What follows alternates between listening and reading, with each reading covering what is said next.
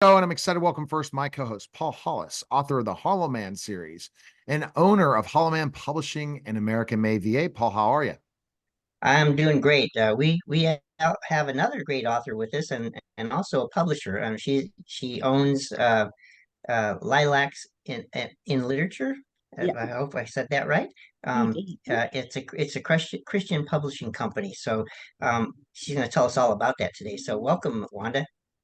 Well, thank you. I am super excited to be here. Thank you for having me today. All right, so let's talk about, did you always want to be a writer, Wanda?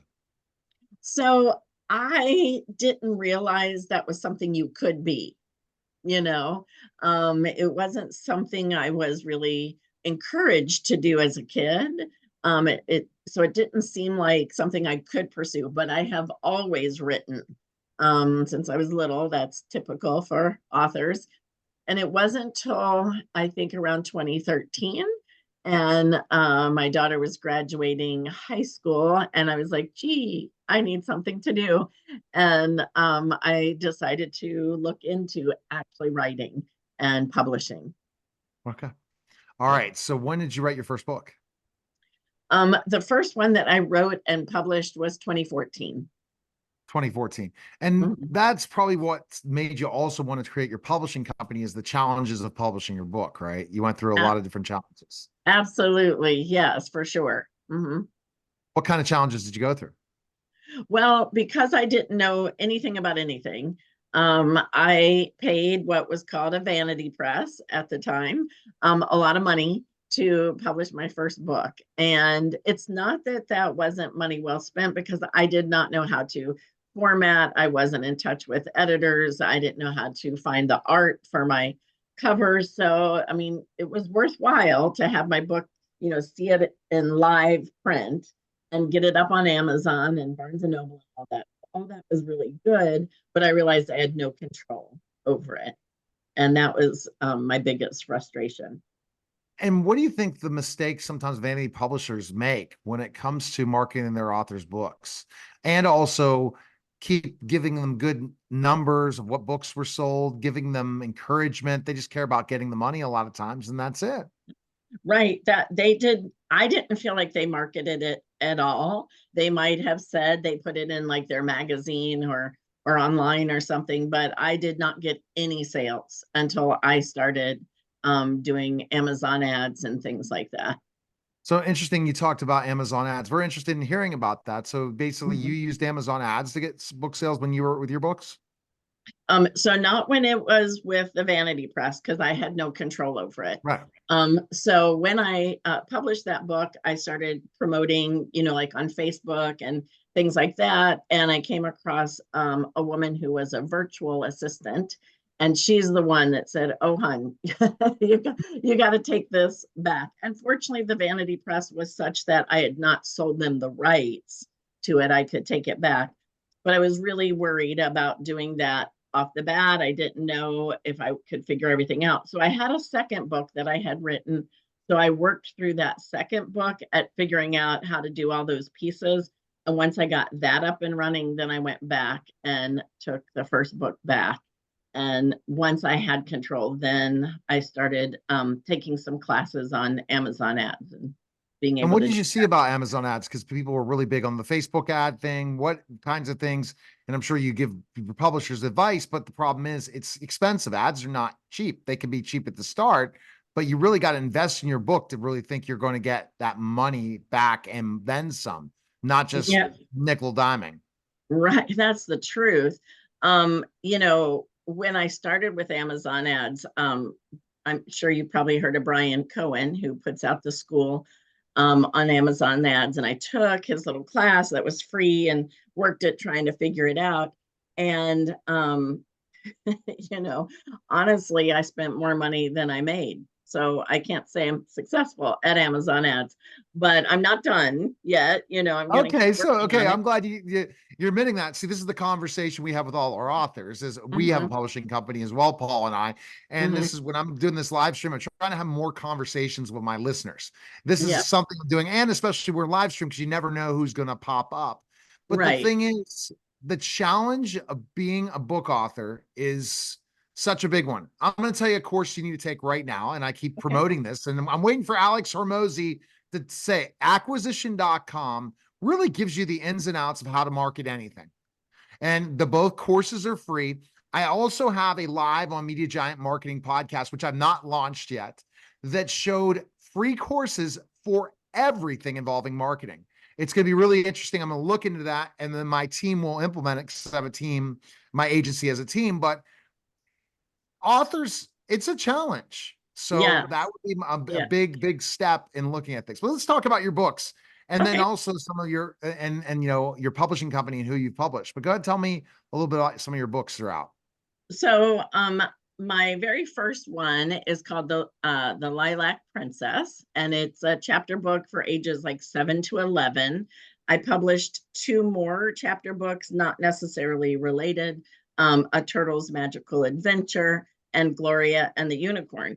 Well, then I was at book events and I came across somebody who wrote picture books, and I have always loved rhyming poetry. And I was like, I would really like to do that. So I wrote a book called Little Birdie Grows Up, and it's about a little bird who grows up, of course. And that was, as a mom, my child growing up and leaving the nest. Well, I put it in a reader's favorite, the international contest, and it won second place in its category for coming of age, I think, or something like that.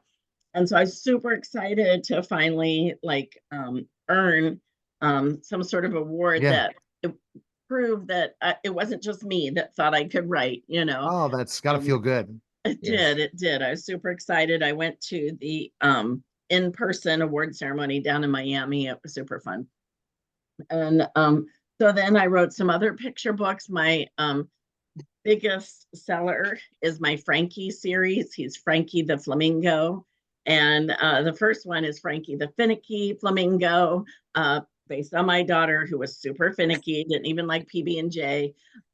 So, that was that. And then the next one was Frankie the Thirsty Flamingo, and it's about keeping water clean and litter, picking up litter, good Earth Day kind of book. And then Frankie the Friendly Flamingo, which is kind of anti-bullying. And then the next one is Frankie the Fearless Flamingo, which is using your strength for good. And so that's my series, Frankie, and the kids love him, and he's great. And then I wrote. God, sorry. Keep going. Sorry. You have a lot of books. Continue with that. I do. I have like 14. And then I have a Halloween book, Haley the Halloween Cat, and The Search for Biddy the Bat. And then a Christmas book called Sophia the Christmas Eve Snow Bunny and the Real Gift.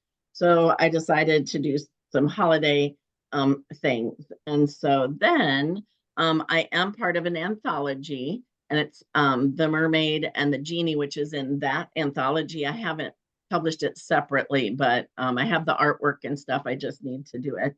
And then I started into biblical fiction, which, if anybody's heard about The Chosen, that is actually biblical fiction. I interview many people from The Chosen. I'd marry on from Mary, the one, not Mary, I forget her, Catherine is her name. And then I've had many other people from Judas to John to, you have to go check all these different things. I've interviewed all the people from The Chosen. I so will.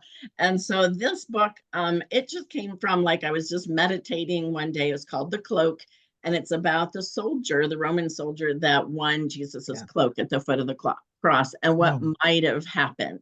So it's kind of it's definitely biblically sound, but then what might have happened is the fiction part. And short story, I put it in a awards, local award contest, did not win a thing, but I reached out to the organizer, and she said, well, the judges had, some disagreement. I'm sure the judges weren't necessarily all Christian. And so she said, but I came in 9th out of 50. So I felt pretty good about that. And so I've started writing more of those. They're short stories.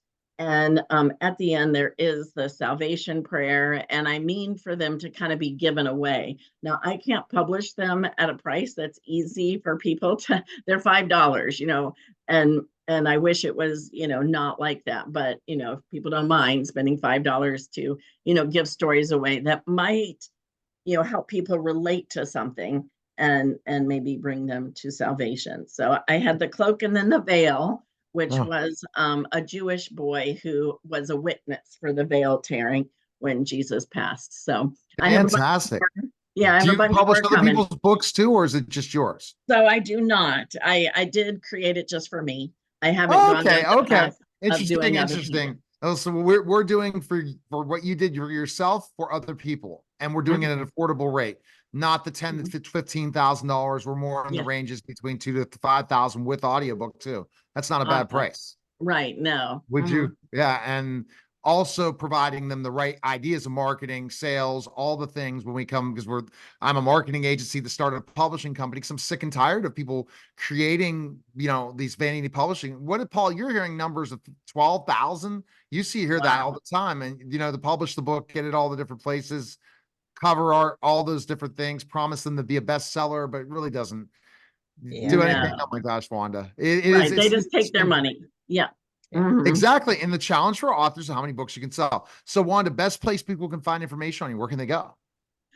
So probably my website. It's Wanda Luthman, my full name, .wordpress.com, or is it at WordPress? I don't know. It's been a while since I have looked that up.